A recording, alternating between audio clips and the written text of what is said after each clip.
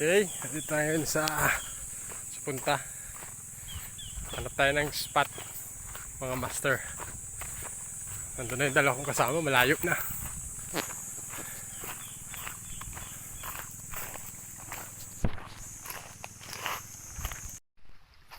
Alright, touchdown. Nandun na tayo sa ating pwesto. Lulusok tayo guys dito. Yan. Tapos maghihintay tayo hanggang umibas. Okay. Okay. Guys, bawi na tayo. Katawali natin. Nakachamba tayo ng isang balo. Tsaka ito na, puro ganito na. Isang sabaw na ito.